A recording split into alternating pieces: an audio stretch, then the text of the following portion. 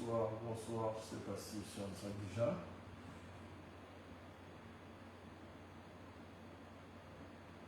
Oui, je pense que je suis en direct. Moi aussi, je vous ai promis faire un direct ce soir. Donc, je vais attendre juste un peu pour que certaines personnes se connectent pour qu'on puisse lancer le direct. Le temps de 2-3 minutes et on va débuter avec le direct.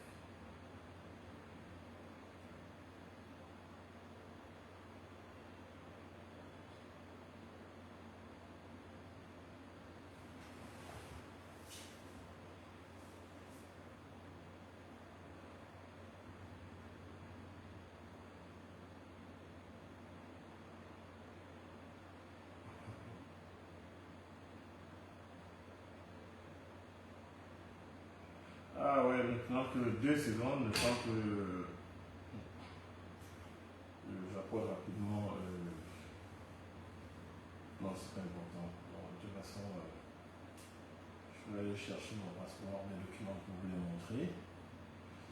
Je ne sais pas si je suis.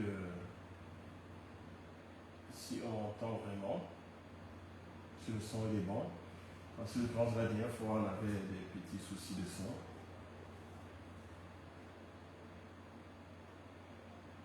Bon, je vais attendre que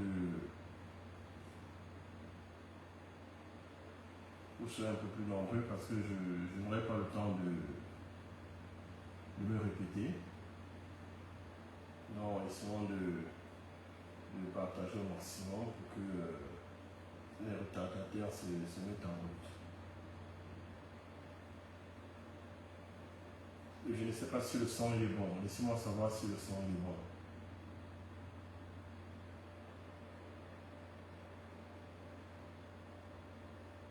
Le volume il est bon, oui ou non?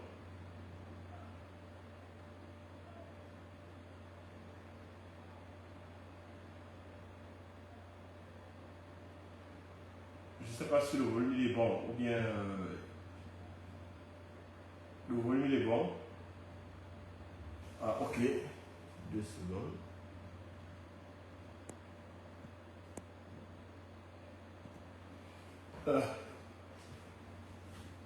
Le son il est meilleur.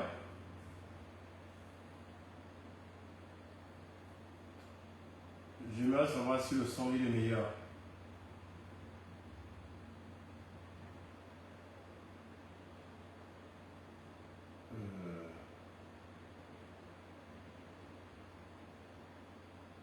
Le volume est très bas.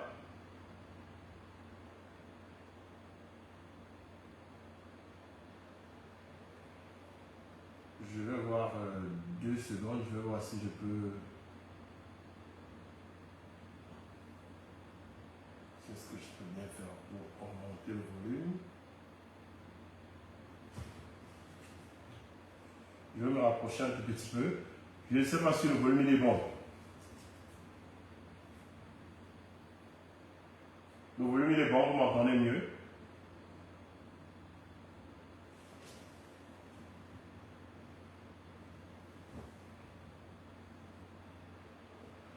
Ah, le son il est meilleur.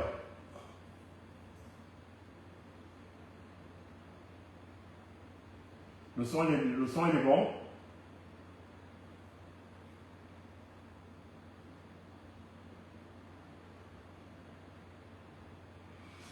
Ok, on va attendre 2 petites minutes et on va devoir lancer le direct. Essayer de partager au maxi, comme on le dit souvent, pour que les personnes qui sont en retard ne nous posent pas trop de questions.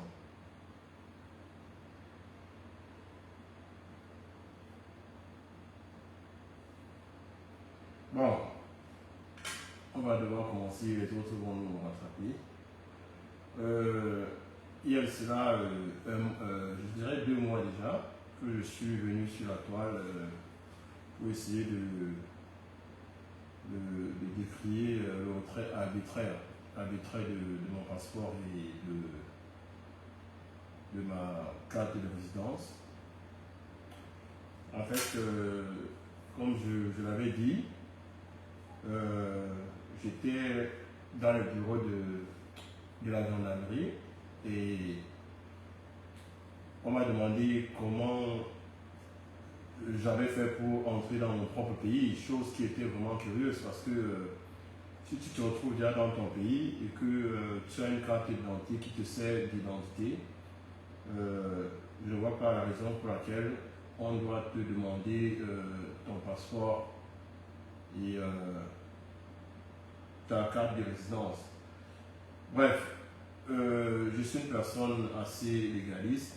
Je n'ai pas trouvé, j'ai pas voulu résister parce que beaucoup ont dit pourquoi est-ce que tu as donné tes pièces d'identité. Moi je dis d'où je sors quand un agent de police ou de gendarmerie te demande quelque chose, il faut d'abord obtempérer. Et après, s'il y a des abus, il y a des recours. Il y a des recours pour essayer de se faire justice. Donc, logiquement, j'ai demandé à mon chauffeur d'aller chez moi prendre mon passeport et ma carte de résidence. Et j'ai remis ces documents à l'officier de gendarmerie qui était en face de moi. Et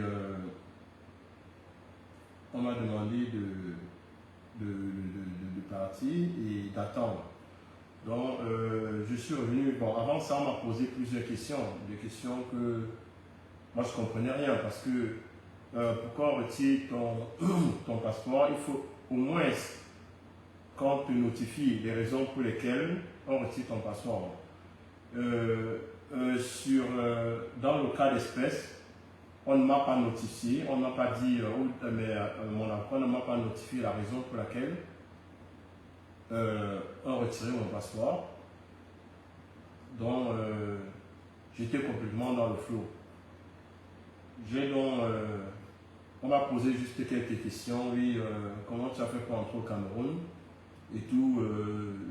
Dans mon passeport, il y a un cachet des services d'immigration camerounaise qui était apposé dans mon passeport. Et j'ai fait savoir à l'officier, à l'OPG, l'officier de la gendarmerie que voilà le cachet, voilà un cachet d'entrée qui prouve que je suis entré dans ce pays de façon légale. Et on m'a demandé comment j'ai fait pour sortir de l'Angleterre, pourquoi il n'y avait pas le cachet de l'Angleterre dans mon passeport. Et moi j'ai fait, dès la première minute, ça c'était une question un jeu d'enfant, 2-3 secondes sur Internet. Tous ceux qui sont venus en Angleterre savent que quand à la sortie de l'Angleterre, il n'y a pas de police à la sortie. Donc pour tous ceux qui sont en Angleterre à la sortie, vous n'aurez jamais un cachet de sortie. Donc, ce sont les choses que j'ai fait savoir à l'officier, mais j'ai apporté toutes les raisons qui pouvaient les éclaircir, du moins. Et ils ont tout de même retenu mon passeport. Et ça, c'était le 17 juillet. Le 17 juillet de cette année. Par la suite, je suis resté très calme, très poli et de façon courtoise. Je suis reparti à la gendarmerie plusieurs fois pour demander de me remettre mes documents. Et à ce niveau, ce n'était qu'un silence. On me disait que non, mon passeport avait été envoyé pour vérification. Bon, c'est vrai que je ne savais pas pour quelle vérification. Parce que je pense que dans un pays normal, on ne met pas la charrue avant les bœufs. On a d'abord me dit pourquoi est-ce qu'on retient mes documents avant d'envoyer ça pour vérification. Vérification de quoi? Je pense qu'à ce moment, eux seuls savaient les vérifications qu'ils voulaient faire. Je suis resté calme, plusieurs reprises, aller-retour. Je n'ai pas eu mes documents. Donc, c'est pour ça que le mois passé, j'ai dû faire une sortie. Et après ma sortie, j'ai été saisi par le CED.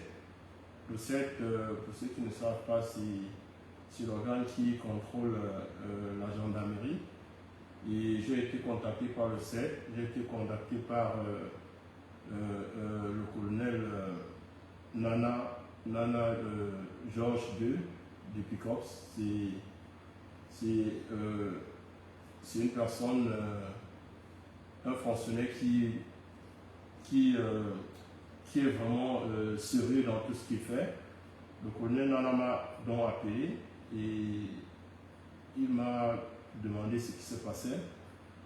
Et j'ai laissé savoir tout ce qui se passait.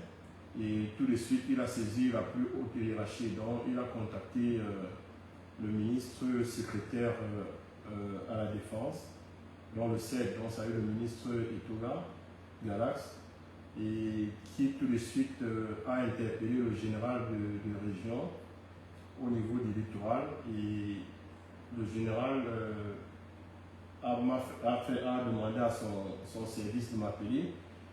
Donc je suis arrivé dans le bureau du général, le général Ekon Wessé Divine.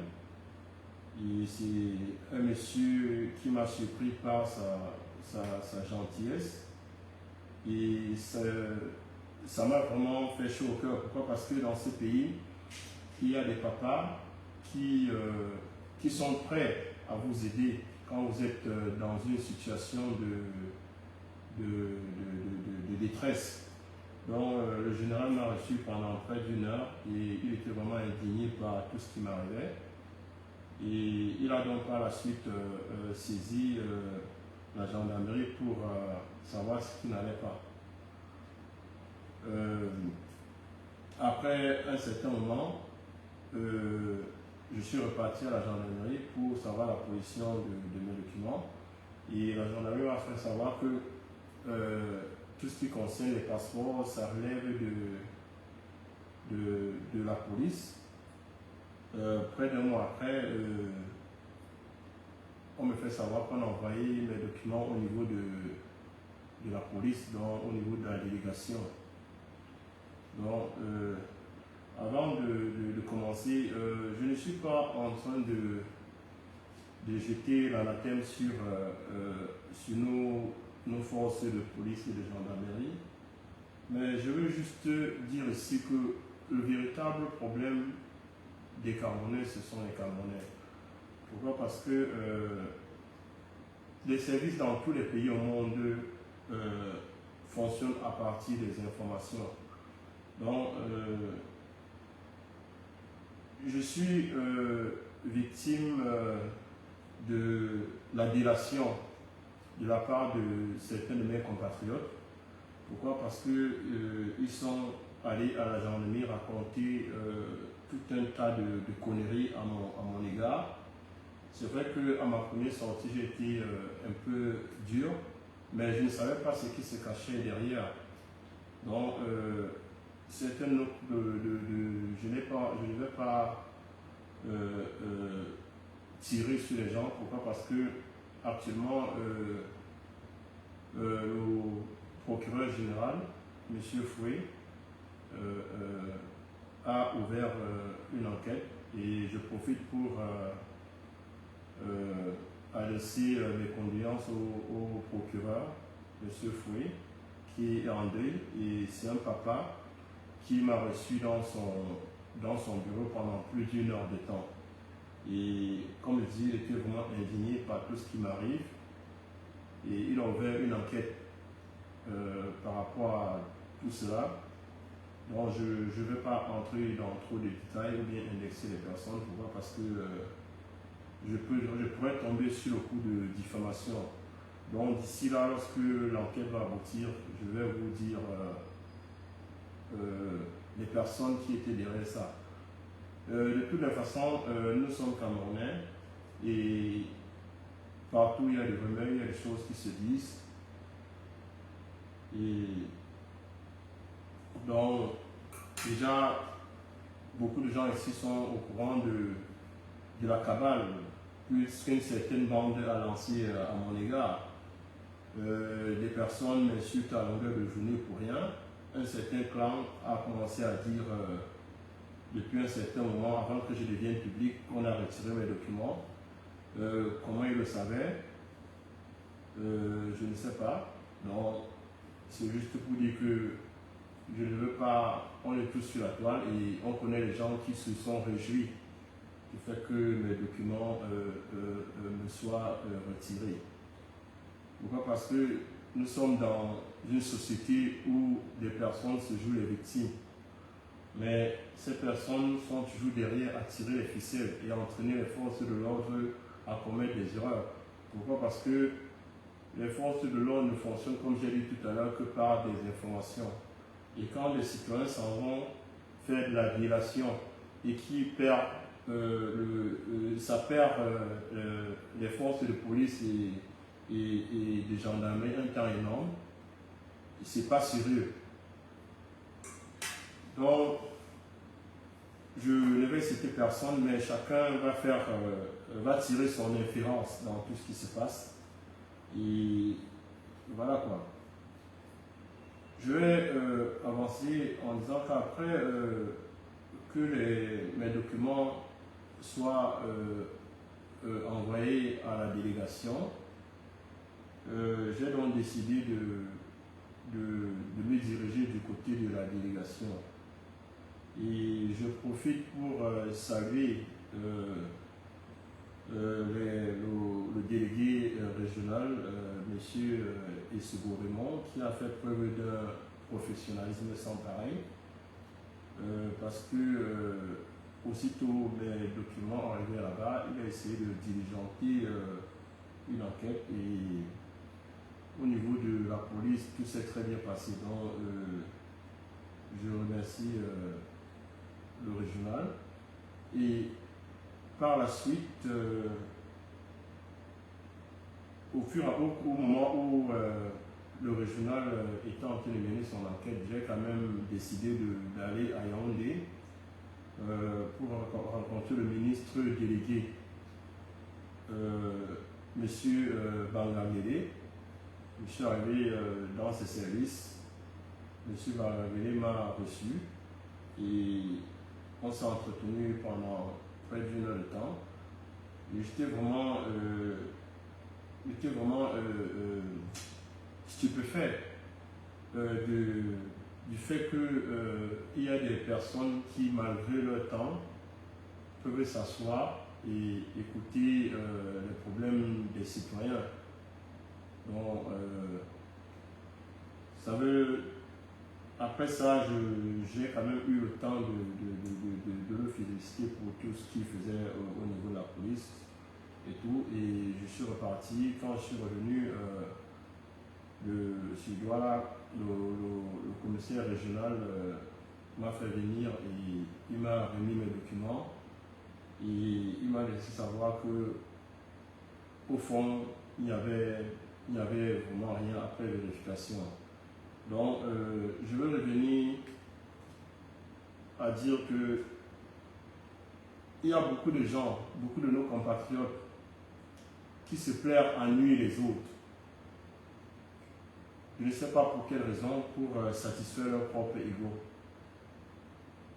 Et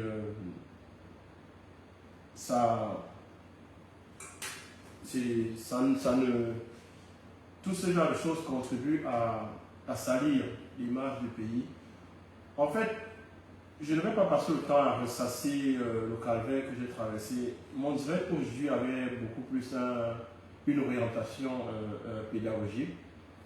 Pédagogique, pourquoi? Parce que je suis un membre de la diaspora et beaucoup de personnes sont victimes d'abus. Mais ils ne savent pas qu'ici au Cameroun, il y a des personnes qui ont encore le cœur sur la main. Il y a des papas ici qui sont prêts à vous écouter. Il y a des papas qui sont prêts à vous aider quand vous avez des problèmes. Premièrement, pour ceux qui ont des problèmes, surtout de la diaspora, il y a le ministre délégué Mbaragele qui a fait un travail énorme. Et je dis pourquoi? Parce que nous, les Camerounais, on a l'art de montrer du doigt ce qui est mauvais, mais on n'a pas aussi la grandeur de reconnaître ce qui est bien ce qui est bien fait. Donc, je rends hommage à ces autorités qui font leur boulot. Pourquoi? Parce que le Cameroun, comme certains disent, le système est pourri, mais je dis un système n'est pas pourri. Certains hommes sont pourris, mais il y a encore des personnes dans ce pays qui nous font avoir la foi de revenir. Un citoyen comme moi, je n'avais jamais rêvé rencontrer le ministre délégué, mais juste pour une audience, il m'a reçu et il peut recevoir chacun de vous. Au niveau de la police, la plupart des Camerounais, que ce soit de la diaspora, quand vous avez des problèmes, le ministre délégué a mis un numéro, le 1500. Donc ça veut dire qu'au niveau du Cameroun, avec votre portable, ça ne coûte rien du tout. Si vous avez un problème avec un officier supérieur, vous pouvez appeler le 1500 et ça va, on va vous contacter. Ça ne prend pas longtemps et ils vont vous contacter. Et votre problème sera pris en charge. Donc, il ne faut pas perdre la foi. J'ai traversé des périodes difficiles et par la grâce de Dieu, j'ai compris que dans ce pays, il y a des portes qui peuvent s'ouvrir à vous quand vous êtes dans des situations difficiles. Donc, pour les gens de la diaspora, il faut retenir, quand vous avez un problème avec des personnes de la police, le ministre délégué a mis un numéro pour vous. Vous pouvez appeler le 1500 et c'est un numéro il veille sur ça personnellement. Et j'étais dans son bureau, j'ai vu comment il travaille et n'ayez crainte, quel que soit le problème que vous avez au Cameroun, appelez ce numéro. Et je salue aussi le grand travail que le ministre secrétaire à la Défense chargé de la gendarmerie, Gala Setouga, a mis aussi sur pied le 1501, donc le 1501. Donc si vous êtes au Cameroun ou vous êtes dans la diaspora et que vous vous retrouvez au Cameroun, vous pouvez appeler le 1501. Si vous avez un problème avec qui que ce soit, même un haut gradé de la gendarmerie, le ministre a mis tout un système qu'on appelle le PICOPS qui se charge de cela, quelle que soit la personne de la gendarmerie qui vous cause du tort, appelez ce numéro et on va prendre votre terrain, on va prendre votre problème, problème en charge. Donc, et c'est, comme j'ai dit tout à l'heure, le colonel Georges Picops, le colonel Nana Georges, celui qui s'occupe de ça, c'est un monsieur qui m'a beaucoup surpris. Il a l'écoute, c'est un monsieur qui aime son travail. Et donc, en résumé, je veux dire que il ne faut pas perdre espoir. Et je disais tout à l'heure que je rends hommage à ces papas qui travaillent énormément. J'ai eu très très chaud que ces personnes que je ne connaissais pas avant m'accueillent et essayent de tout faire pour résoudre mon problème. C'est vrai que c'est pas vraiment évident, mais les portes peuvent vous être ouvertes. Donc, je ne vais pas venir ici tirer sur les gens, ou bien jeter dans la thème comme j'ai dit tout à l'heure sur nos forces de police. Je veux juste laisser savoir à beaucoup de gens qu'il y a espoir. Quand vous êtes au Cameroun, il y a des personnes qui peuvent vous aider quand vous êtes en difficulté. Il y a beaucoup de mes compatriotes de la diaspora que j'aimerais aussi remercier. Pourquoi? Parce que quand vous êtes dans un problème, ça fait toujours chaud au cœur de voir une personne qui peut vous appeler et essayer de compatir à ce que vous traversez. Donc, j'ai un grand frère, Aléo, qui est en Belgique. Il m'a beaucoup orienté dans tout ce qui se passait. C'est lui qui m'a orienté vers certaines portes. Je vais être honnête, je ne croyais vraiment pas qu'au Cameroun, les autorités sont accessibles. Je ne croyais vraiment pas qu'au Cameroun, les autorités sont accessibles. N'ayez crainte, si vous avez des problèmes, allez vers les autorités, ils vont vous ouvrir les portes. Donc, je tiens aussi à remercier Serge Branco qui m'a beaucoup soutenu. Il était là pour moi. Je tiens à remercier Fidèle de Londres qui m'a beaucoup soutenu parce que ça a été une période de 2 mois, ça a été une période très stressante. Ça a vraiment été stressant. Et juste le fait que ces personnes m'appelaient tout le temps, ça me remontait. Je tiens aussi à remercier Alain Jules Meignet qui dès le départ m'a appelé, m'a soutenu. Je tiens aussi Raymond Tchengan qui est une grande personne qui est venue me voir et m'a remonté. Je n'oublierai pas ma jeune sœur, l'Étoile Chrétienne, qui est l'une des rares personnes dans la diaspora qui a décrié ce que je vivais. Parce que ce que je vis, chacun de vous peut le vivre. Donc, il y a des situations qu'il faut essayer d'apporter un peu de compassion. Et je ne saurais finir sans remercier mon sergent, comme je l'appelle souvent très affectueusement, Coco Lago.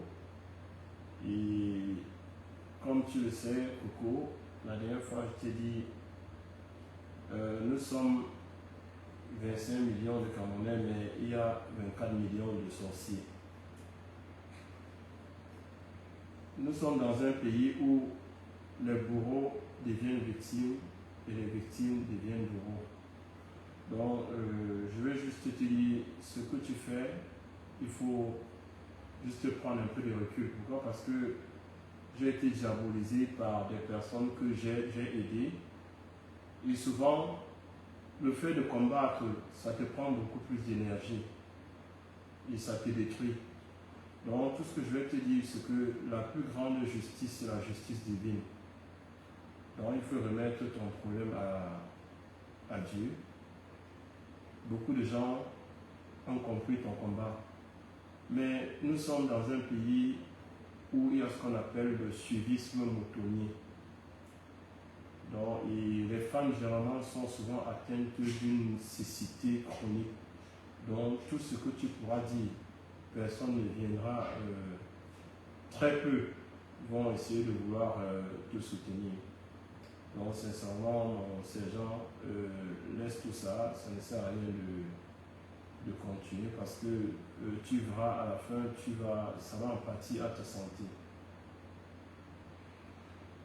Donc, comme je vous disais tout à l'heure, je ne vais pas être long. Pourquoi? Parce que peut-être beaucoup s'attendent que je vais ici insulter les gens. Mais l'insulte, ça ne fait pas partie de mon éducation.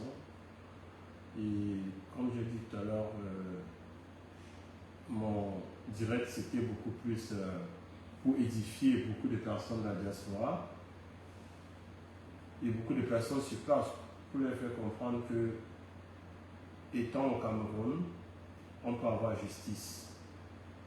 Peu importe le temps que ça prend.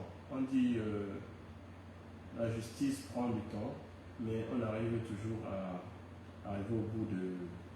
On arrive toujours à avoir gain de cause. Donc, pour les gens qui se sont mis à dire que non, mon passeport a été retiré parce que je suis au tribunal avec X ou Y, il tient à dire à certaines personnes, quand tu es au tribunal avec quelqu'un, on ne retire pas ton passeport. Pourquoi? Parce que quand vous êtes, si on doit retirer ça au début de la procédure.